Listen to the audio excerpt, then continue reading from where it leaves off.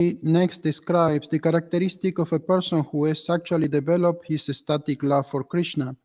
The characteristics are as follows. 1. He is always anxious to utilize his time in a devotional service of the Lord. He does not like to be idle. He wants service always, 24 hours a day without deviation. 2. He is always reserved and perseverant. 3. He is always detached from all material attraction. 4. He does not long for any material respect in return for his activities.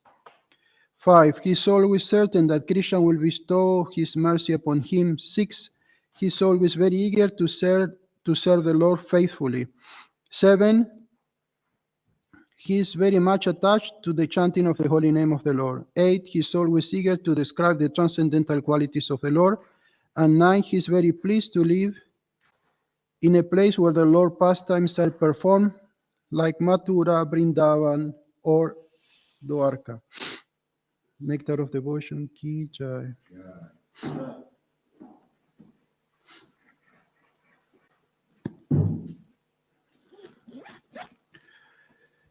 And we are reading Nectar of Devotion, Canto 7.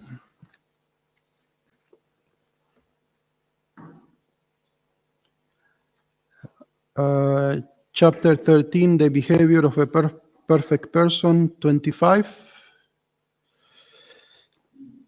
Okay, it's a long purport. Oh my God.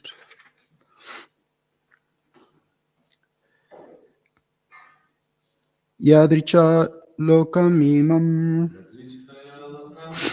Yadrichaya lokamimam. Pratipa karmavir pramam.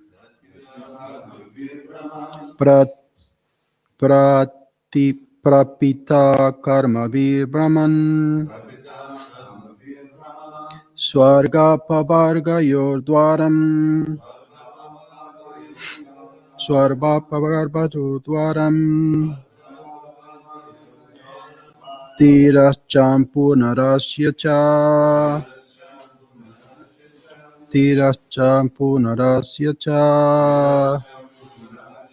Yadrichaya lokamimam. Prapita karmavir brahman. Swarga pavargayor dwaram. Tirascham punarasya cha.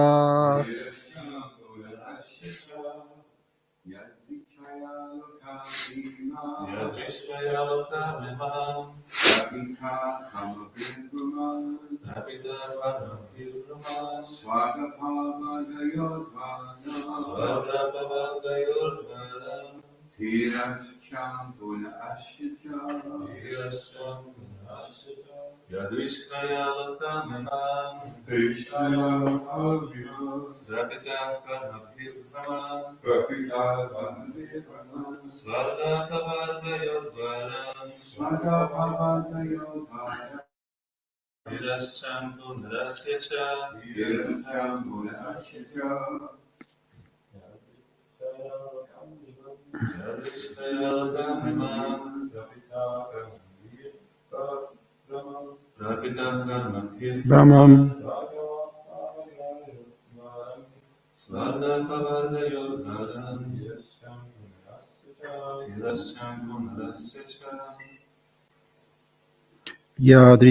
Yadrichaya,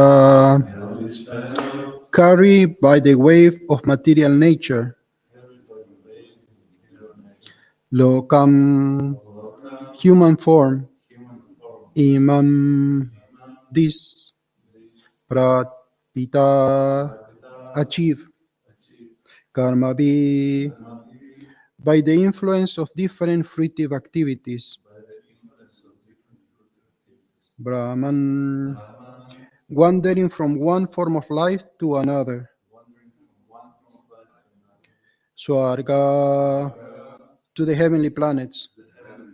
Apavargayo, to liberation. Dwaram, the gate. Tirascham, lower species of life. Puna. Again, Asya of the human beings. Cha An. In the course of evolutionary process, which is caused by fruitive activities due to undesirable material sense gratification, I have received this human form of life, which can lead to the heavenly planets, to liberation, to the lower species, or to be reversed among human beings. Purport by His Divine Grace, Saisi Bhaktivedanta Swami Srila Prabhupada Ki Jai. All the living entities within the material world are undergoing the cycle of births and deaths according to the law of nature.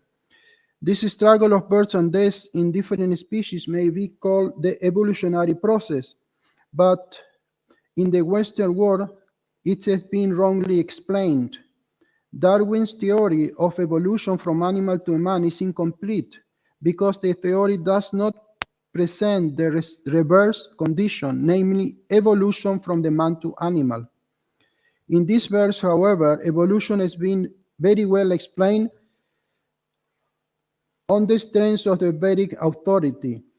Human life, which is obtained in the course of evolutionary process, is a chance for elevation, swarga paparga, or for degradation, tirashchampunar asyacha.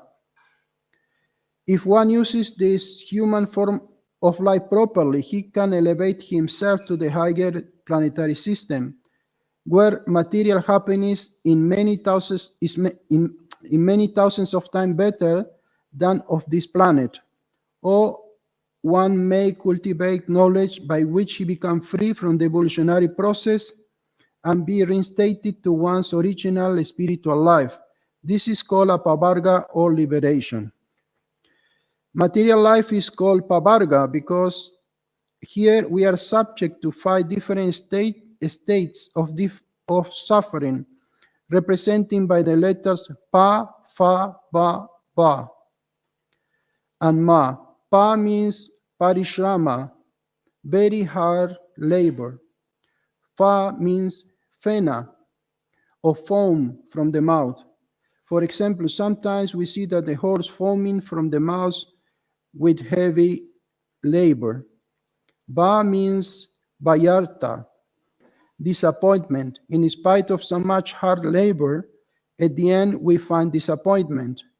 Ba means baya or fear. In material life, one is always in the blazing fire of fear, since no one knows what will happen next. Finally, ma means mrityu, or death.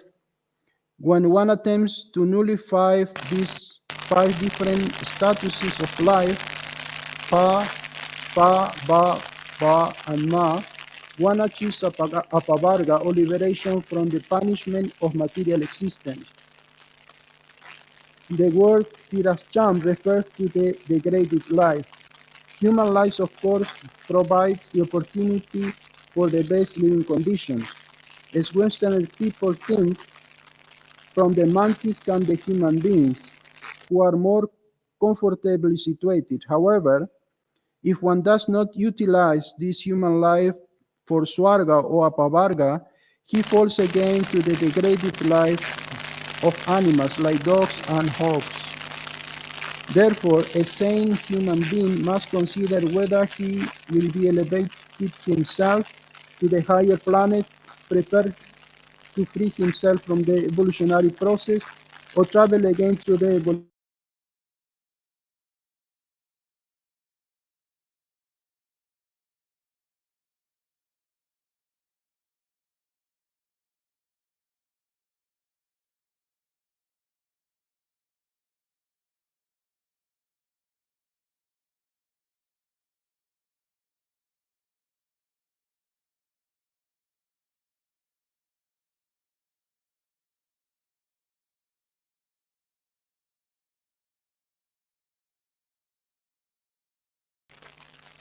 Devaloka, Swargaloka must prepare to do so. Similarly, if one wants liberation and wants to return home back to Godhead, he should prepare himself for that purpose. Our Krishna consciousness movement is therefore the highest movement for the benediction benediction of human society, because this movement is teaching people how to go back home, back to Godhead.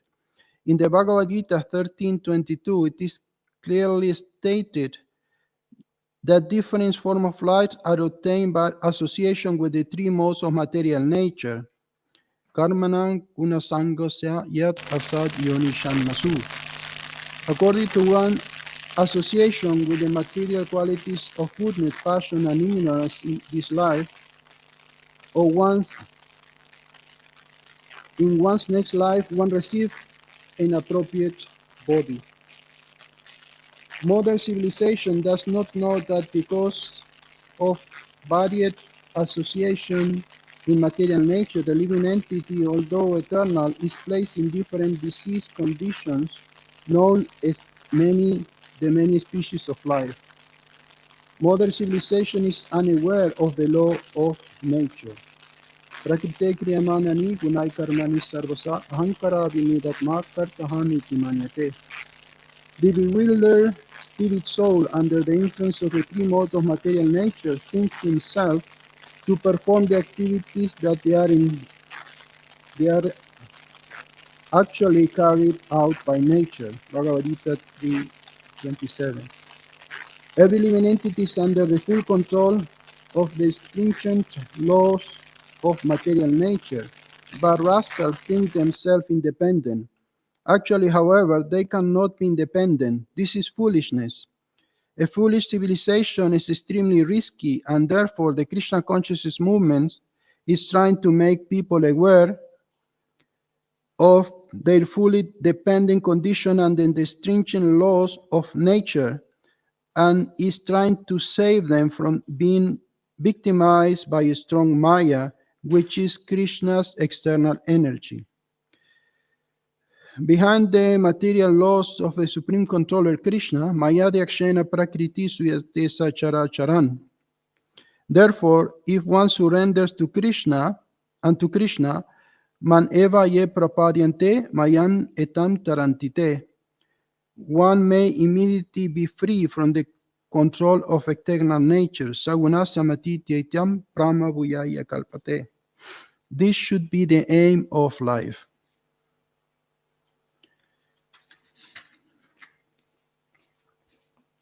Yadrichaya lokamimam pratipa karma vibraman swagappa vargayordwaram tirishcham punarasya cha.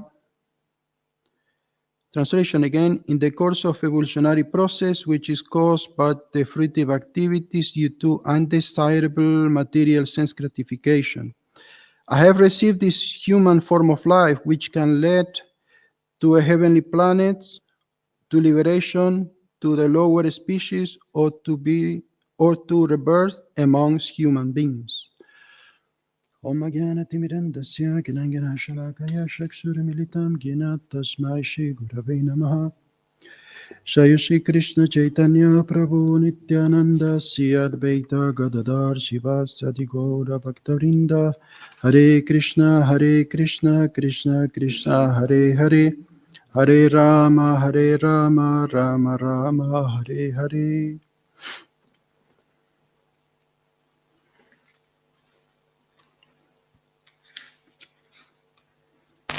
This is very interesting verse.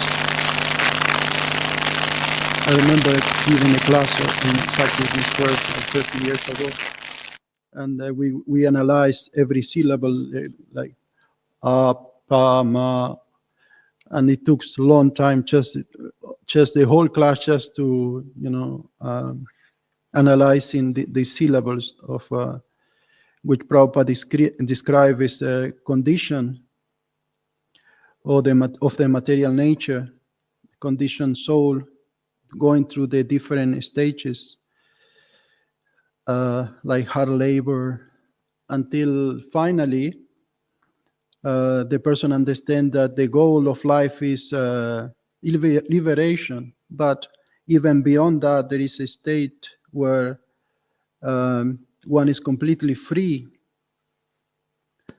from any material influence. We see that as soon as we come to this material world, there is only one thing in our mind, and it's sense gratification. Since we are babies, when the baby is born, baby wants to taste the sweet milk of the mother and want to hear sweet words. And it's all about sense gratification from the very beginning, because we have been conditioned from in every life that we went through to the same process of trying to enjoy this material world. But Prabhupada said here we always face something which is called disappointment.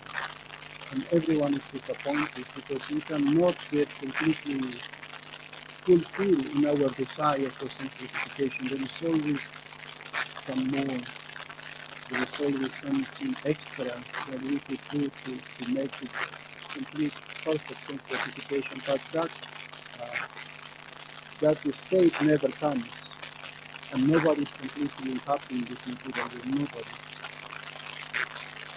But we see that the sages, the great devotees of the Lord, they are adverse to this sense gratification.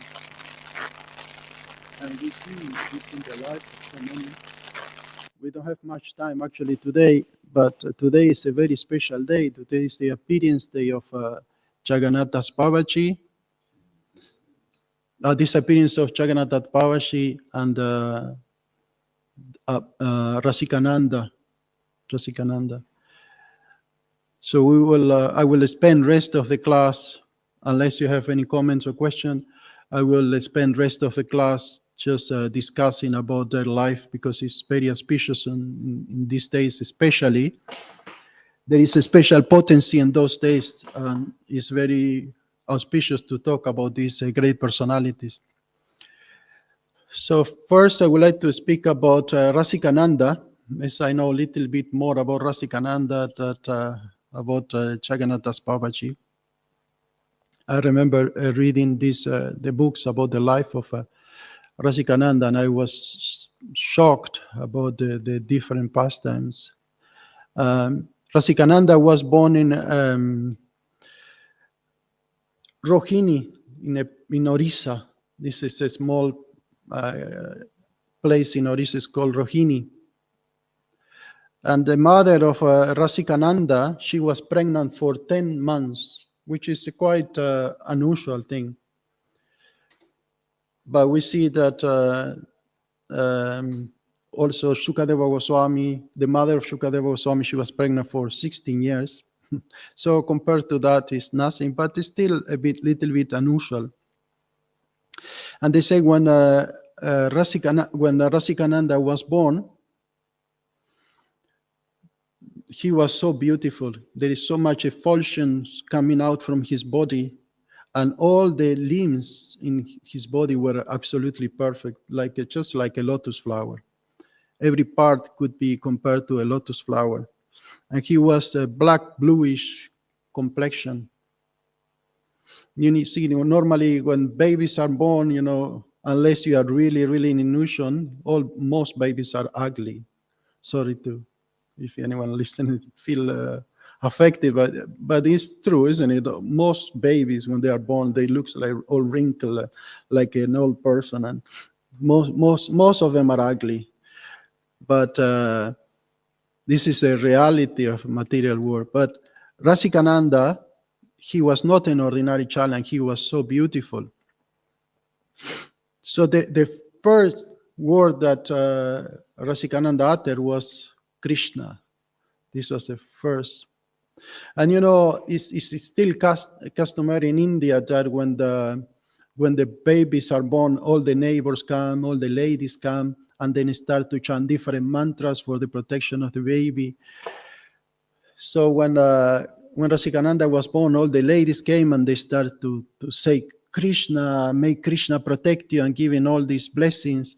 But as soon as Rasikananda will hear the name of Krishna, he will start crying, because he was already in separation from Krishna. And the lady didn't know what was wrong with him, so they start to pray to Krishna. So, oh no, Krishna. And then he hear the name of Krishna, he start crying again. So finally, they managed to calm him. And then after Sometimes they did this grain ceremony. And when they did the grain ceremony, Rasikananda refused to eat the sweet rice, which is very unusual. Normally kids, they are really eager to eat their first grain. But he refused to eat. And the father, actually, he was born in a very aristocratic family. And the father was like a king, was a zamindar. So he didn't know why he's refusing to eat the grains. It's so tasty, sweet rice. But then one Brahmana came and he gave Mahaprasadam from his deities, sweet rice Mahaprasadam from his deities to the father of Rasikananda. And he gave to the child and he immediately ate this rice, sweet rice. And then they understood that actually the only reason why he refused because he was not Mahaprasadam. They gave him boga. He didn't want to eat any boga, even though tasty. He only wanted to eat Mahaprasadam. And then after some time, they did this second ceremony by which they decide what is the tendency of the child. So in the West, we normally have like two options, books or the coins, to see if the child is going to be a devotee or learner person, or if he's going to be a materialistic, just inclined to money. But in the Vedic system, there was 7 different objects, not only 2, but there were 7. Like they also give a piece of paper and a pen to see if he will be a poet. They will give a piece of earth to see if he will be interested in agriculture. And like this, I don't remember all the 7. But they gave all these different options to Rasikananda. And then Rasikananda, he crawled to the Srimad Bhagavatam, and he took the Srimad Bhagavatam, he embraced the Srimad Bhagavatam, and he started crying, exhibiting all the symptoms of ecstatic love. So can you imagine that great personality? And then they understood that this is not an ordinary child. It's not possible for an ordinary child to behave in that way. And then Rasikananda, he started to grow up, and he was also a bit naughty. He started breaking clay pots and doing all these kind of things, like Krishna was doing when he was in the planet. Perhaps remembering all this pastime, he also break all these pots. So he will take mud, and he will write the name of Krishna in his friend's body. He will write in their chest the name of Krishna, and in their arms and all over their bodies, he will write the names of Krishna. And then he grew up this way, and then the only play he will do with his friends was enact the pastimes of Krishna. So one day they will play Agasura, and then he will tell, okay, you are the demon, and you are this, and you are that. And so he will orchestrate all this pastime. And every day was like this, just remembering Krishna and performing Krishna's pastime.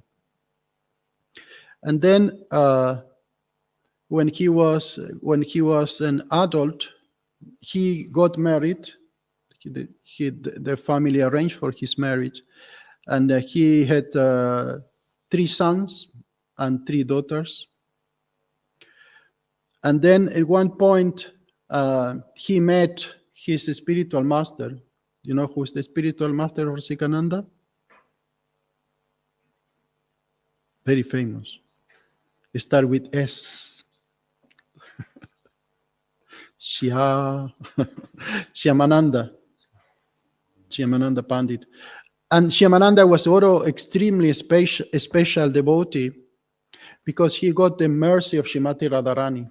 How did he get the mercy? Probably you remember the pastime that one time while absorbed in meditation, he found a bracelet, and it was very precious bracelet. And actually it was the bracelet of Srimati Radharani that she has lost during the night pastimes. And then thing was Vishaka came, realizing that Radharani had lost her bracelet. She came to Shyamananda and she asked to return. And she said, no, I'm not going to return, only if the owner of this bracelet come in person and ask for it. Otherwise, I will not return it. So Shrimati Radharani had to come personally to retrieve the bracelet. But before going back, she took the bracelet and pressed it on the forehead of Shyamananda, and he got a marking like a tilak. Bracelets are round. So he got the special marking. So next day, everyone was saying, what do you have? What kind of, you created a new sampradaya? What speculation is this new tilak style? And then Shyamananda explained that actually was Srimati Radharani that imprinted that marking on his forehead. So finally, Rasikananda decided to take initiation by Shyamananda, and everybody in his family took initiation, all of them, all the daughters, wife, everyone took initiation by Shyamananda Pandit. And the only instruction that in the beginning Shyamananda gave to Rasikananda was just preach the Mahamantra Hare Krishna, give the Mahamantra Hare Krishna to everyone, to even the lowest, just give the Mahamantra to everyone. And Rasikananda took this, his life and soul, that instruction, his life and soul. So he was preaching, he was mainly preaching in Orissa, where he was coming from. And there are so many incidents, so many pastime about his preaching activities. But the main one is about when one elephant became his disciple. Do you know this? Remember this one? This is the most famous pastime of Rasikananda, because there was this king who was very demoniac. And they said the pastime of these kings was to kill a few people every day. Now, some materialistic people, they cannot be without smoking every day or drinking every day.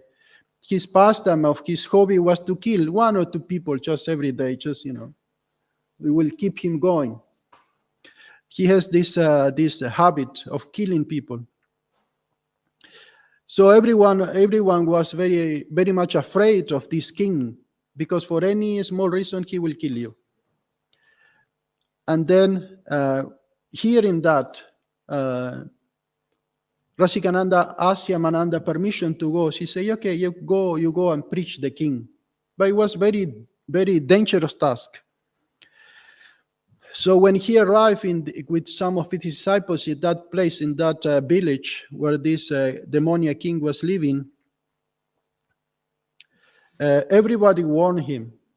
She said, you better go away, because this king is so demoniac that as soon as he understands that you are a holy person, saintly person, he may try to kill you. So he said, if Krishna wants to kill me, what is pure devotees like Rasika, they are not attached to the material, to the bodies, so they doesn't make any difference for them. And they are not afraid, because they are always in constant companion with Krishna through the holy name. They are not afraid. So he said, okay, that's fine. I will convince the king about Krishna consciousness. So when the king heard that there was a small group creating some disturbances, chanting on the street, and so on and so forth, he said, okay, bring this Rasikananda to me. And the people say, no, don't go. It's very dangerous. Better you go away back to Orissa. He said, no. If he wants to see me, I will see him. Not a problem.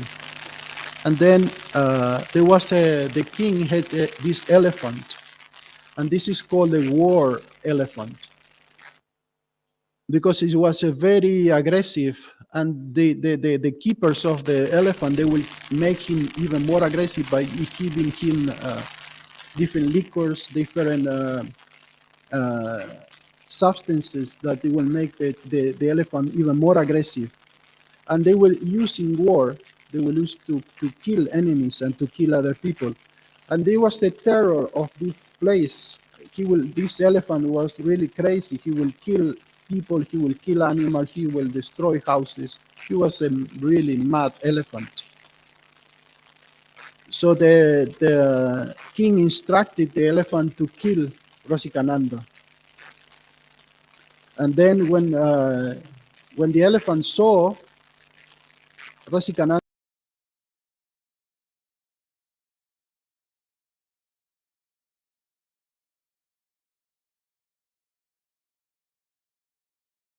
that he was started feeling attracted about the features of Rasikananda.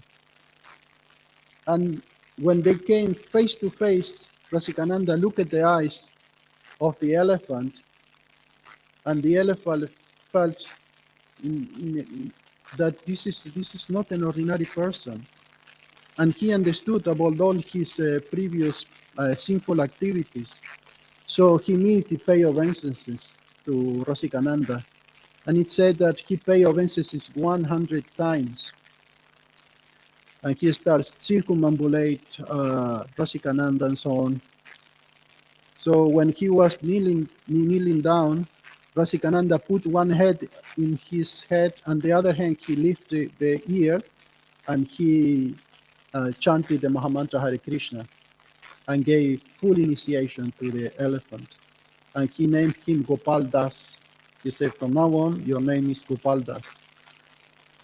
So naturally, when the king saw this, he was melted. He melted down.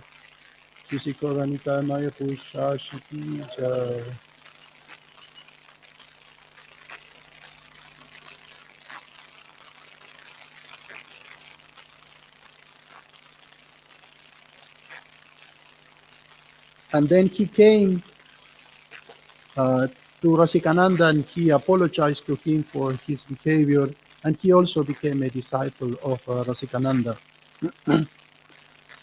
So Rasikananda instructed this elephant to live in the forest and to serve the devotees. So it happened so many times that devotees were wandering in the forest, and sometimes due to their immersion,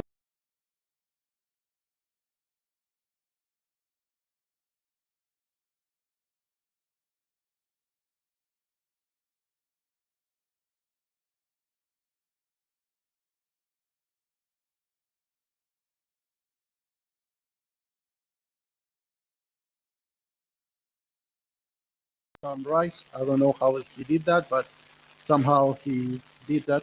So he collected some rice and gave to Rasikananda and his group, and he fed them all. So this is some of the activities of Rasikananda, and they converting even animals to Krishna consciousness. And also another time, um, he was traveling with his disciple, and he heard in Akashvani. Do you know what is Akashvani? It's the voice from the sky. It's a wonderful thing. Like when Kamsa wanted to kill, actually that's when Devaki, he heard an Akashvani. He said, the eighth child of this woman, of your sister, will kill you. So this is an Akashvani. So he heard an Akashvani, Rasikananda, he said, come to see me. And this was close to the time of the Ratha Yatra. So Lord Jagannath wanted to see Rasikananda because he's such a wonderful devotee. But on the way to Ratha Yatra, when Rasikananda decided to go to Puri, on the way to Ratha, they stopped in one place, and the leader of this community was also very demoniac person. And he said, no, you are just pretenders. You are just pretending to be saintly person, and all this chanting, and you cannot stay in this place. And he was even in they need a place to stay. He said, no, you cannot stay here. And then Rasikananda started rebuking him. He said, you have so many beautiful houses. Why you cannot accommodate saintly persons for just one night? He said, no, we don't want you here. So he said, in that moment, there were a very fierce storm started raging, and all the houses got on fire. All the houses got on fire.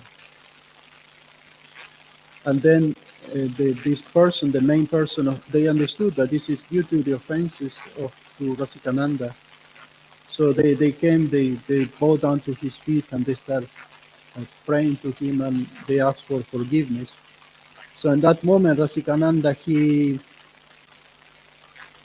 prayed to Agni. He said, okay, I think they have suffered enough, so you can stop the fire. So so he continued in his journey towards Jagannath Puri, and the chariot already of Jagannath was moving when Rasikananda arrived. And in that moment, when he got to the Rasikananda, the chariot stopped and he wouldn't move.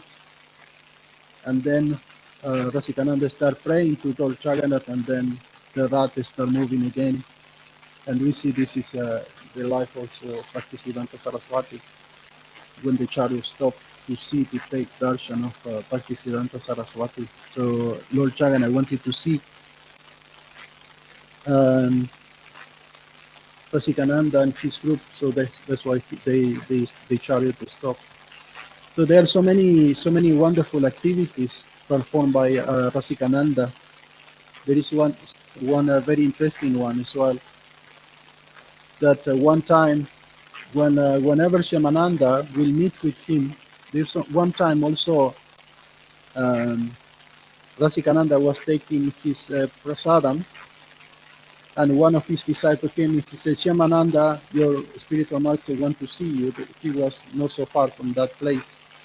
And they say he only had a handful of prasadam, and he immediately left everything, took a few belongings, and went to see his spiritual master immediately. He didn't say, okay, let me finish my prasadam and then I will go to see him or something like that.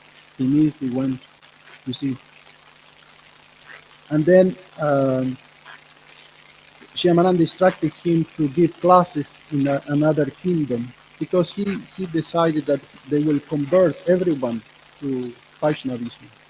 So he was giving class, and this particular king, was very favorable to Rasikananda and to Shyamananda. But one time he was giving class, Rasikananda was giving class, and there were some social activities going on outside of the kingdom. And somehow the king got distracted, just momentarily distracted. And in that moment, one disciple of Rasikananda, his name is Ramakrishna, he came and slapped the king. He slapped him so hard that he fell from his throne. And all the ministers, they got very angry. They want to attack Ramakrishna. But the king said, no, don't attack him. He is absolutely right. I deserve this punishment because I got distracted. And he's only showing that he's my real well-wisher. And I hope my hard body didn't affect the hand of Ramakrishna. So the king took Ramakrishna, he sat him next to him on his throne and listened to the rest of the class. And this is also happened to Rasikananda. One time Rasikananda was listening to Shyamananda's class, and he just looked on the side for 1 second. And Shyamananda came and he kicked him 2 times. He kicked him 2 times. And then, of course, Rasikananda was distracted. He said, now I obtain perfection by being touched by the foot of my spiritual master. So the similar thing happened with so this is showing us how we should listen to Srimad Bhagavatam class very carefully. Sometimes we get so spaced out and distracted, and so on and so forth. So these are the examples to follow, but we should not be slapping to each other. This is can be done only by great personalities like Rasikananda, who were also perfect examples themselves. So this is some of the. This is just the tip of the iceberg that regarding the life and teachings of Rasikananda. So we have only 10 minutes left to talk about Jagannath Das Babaji. Any question or comments regarding Rasikananda or any other pastime? Do you remember any pastime? I just remember there was a book by Jagannath Maharaj. Uh-huh. It's about animals and Yeah. there's one about an elephant that would fast on Ekadashi. Wow. Wouldn't give anything. Wow. And when the deities, the elephant would come back and fast on the deities, carries up the elephant basis. And when the elephant died, they put an elephant on the altar and worship him. Wow. Yeah. Sorry? This elephant, Rasikananda. I don't remember. I don't remember reading who. I don't know. Yeah. Okay, we've got only 10 minutes left, so we can speak a little bit about Jagannath Das Babaji. Jagannath Das Babaji was born in Bengal, near Padma River. It's a famous river in Bengal. There is not much that we know about his childhood and his very early pastimes, but in the pranam mantra, it says Sashak Vairagya Murtaye, that Jagannath Das Babaji was like personification of Vairagya, of renunciation. He was renouncing everything he will do. He was so detached, and he was disciple of what's his name, Padma Bhatt, or I think Babaji, I forgot. You can Google it and let me know. Bhagavat Babaji was and he was associate of Bhaktivinoda Thakur as well. Actually, he was the guru of Bhaktivinoda Thakur. And Jagannath Das Babaji, he was the one who created the mantra, the Panchatattva Mahamantra, Jai Shri Krishna Chaitanya Prabhu Nityananda Sri Advaita Gadadhar Sivasadi Gaura Bhaktavrinda. So we owe this to Jagannath Das Babaji. He created that mantra. And even though it is said that he didn't know how to write and how to read, he was always traveling with two books, of Prema Chandrika and Prarthana of Narottam Das Thakur. He was always traveling with these books. And when the devotees, they will ask him questions, he will say, just read the books. Just read these two books. Everything is there. Everything is in those books. So he was very renounced, and they said that sometimes he will just eat. He will go to the Yamuna and just take some bowl of sand and just eat that. Yeah, so you can imagine the level of renunciation. He was not interested at all, 0% in sense gratification. And he lived for 32 years, I think, in Vrindavan. But then, out of humility, he said that I'm not qualified to live in Vrindavan, so he moved back to Mayapur, where he was coming from to Bengal. And sometimes during summertime, he will go to Rishikesh. Now, Rishikesh is very nice, it's very pleasing because Ganges flows there and it's a very beautiful place. So he will go there with Bhaktivinoda Thakur. First, he was going on his own, and what he will do, he will fast for 3 days. He will chant 24 hours, and he will fast for 3 days, and then after 3 days, he will eat something. But then Bhaktivinoda Thakur went to Rishikesh with him, so they increased the fasting time to 11 days.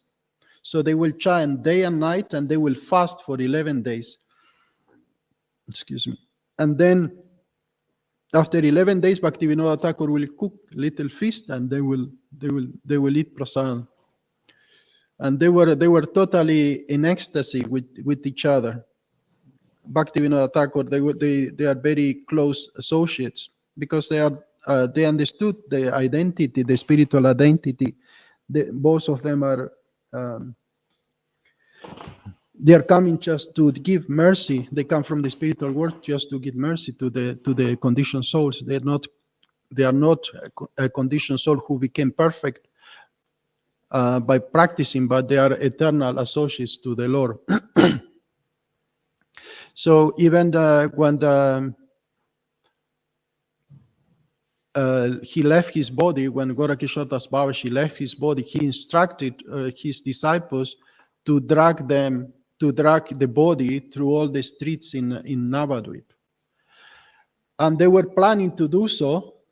They wanted to do so, but Bhaktisiddhanta Saraswati, he prevented him because he was a disciple of Gorkishore Das Babaji. Actually, it's very interesting because Gorkishore Das Babaji didn't want to accept any disciple. He didn't have any disciples. He was totally living aloof.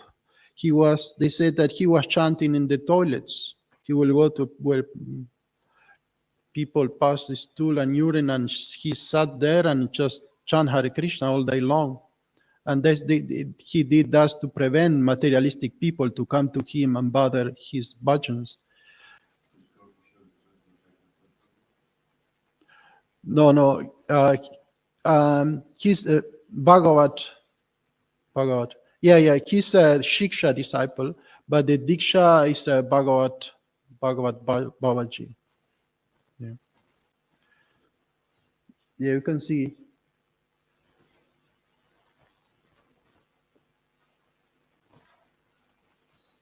Yeah, he's the last one on our disciple succession. So he didn't want to give initiation to anyone, and Bhaktivinoda Thakur instructed Bhaktisiddhanta Saraswati to take initiation from Jagannatha Babaji because he's the greatest saint at the moment on the planet. What? Sorry, yeah. What did I say?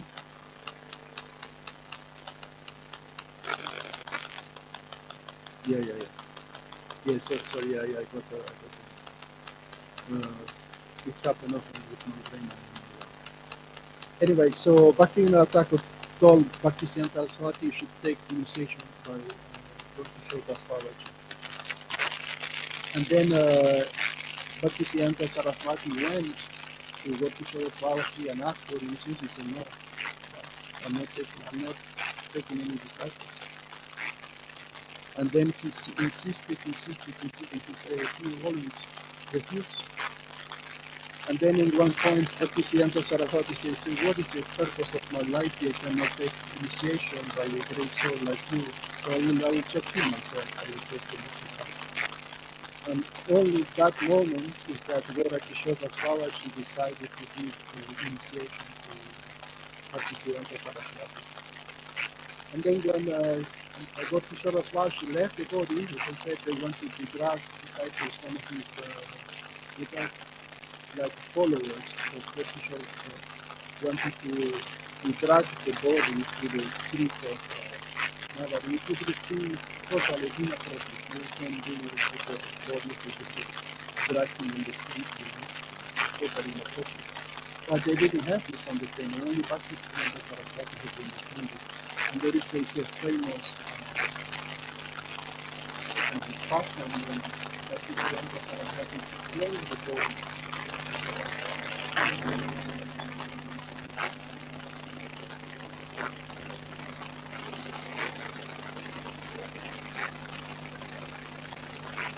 Then people come and give donations, and you live there and you collect all these donations.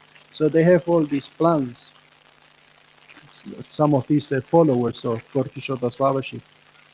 And then Bhaktisiddhanta Saraswati say, okay, those who didn't have any sexual relationship for 1 month, they can take the body of Gorkishodas Babaji, those who are pure.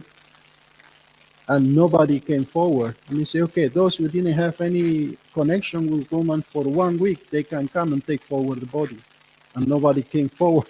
Okay, those who didn't have any connection with woman for 1 day, they can come and take the body. And nobody came forward because they were all, not dedicated fully to devotional service like Bhaktisiddhanta Saraswati. So finally, Bhaktisiddhanta Saraswati, he took charge of the body of Gorkishodas Babaji, and then he made the samadhi that we can see even nowadays in Bengal as well, in Orissa, in Bengal. So, okay, time is finished. There are so many things about Gorkishodas Babaji. He lived until 140 years, I think 144. But there is one very, very important pastime. I think we can finish with that one. Sorry, what? Jagannath Das Babaji. Sorry. Anyway.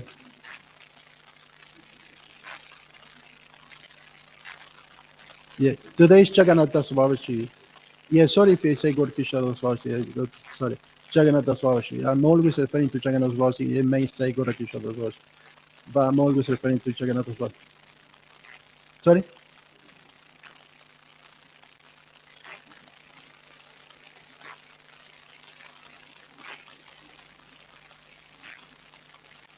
Yeah. Okay. Yeah. Sorry about that. Anyway, the main pastime about Jagannath Das Babaji, and this time I'm sure I got it right, that Bhaktivinoda Thakur, he wanted to discover the birthplace of Chaitanya Mahaprabhu.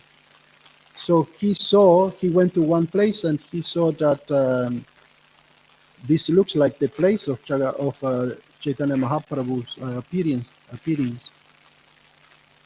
So he asked the local Muslims that they live in that area that, what about this place? What is this place? He said, we don't know about this place, but nothing will grow here. It's useless. It's useless. Nothing will grow here. Only tulsi plants will grow here. Nothing else. We cannot farm it here, this place. And then Bhaktivinoda Thakur understood this is most probably the place of Chaitanya Mahaprabhu, the birthplace of Chaitanya Mahaprabhu.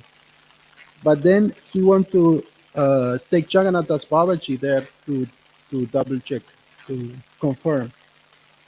And even though Jagannath Das Babaji was very old, he was already 120 years old when this happened. And he had to be carried in a basket. He had a disciple Bihari that he was carrying him in a basket on his shoulders. So they took him there, and he was curved. He could not be, his back was already curved. He could not even open his eyes. They need to open the eyelids by hand. And Jagannath Das Babaji was worshiping a Govardhan, so during puja they need to lift the eyelids because otherwise he could not see. So they took him to that place, and Bhaktivinoda Thakur didn't say. He didn't say, okay, I think this is. He didn't say anything. He said, "Come, I will show you a place." He didn't say anything. And then as soon as he arrived to that place, he jumped out of his bucket and he started dancing and Goranga, Jai, Haribo, Haribo. And that confirmed that this was actually the birthplace of Chaitanya Mahaprabhu. Jagannath Babaji confirmed that this was this place where Lord Chaitanya was born 500 years ago or around that time. So this is one of the most important contributions of Jagannath Das Babaji, that he rediscovered or reconfirmed that the yoga pit of the appearance place of Chaitanya Mahaprabhu. Okay, I think a lot of more things to say about Jagannath Babaji, but it's already a bit late. So, Sri Jagannath Das Babaji ki jai, Sri Rasikananda Prabhu ki jai, Srila Prabhupada ki jai.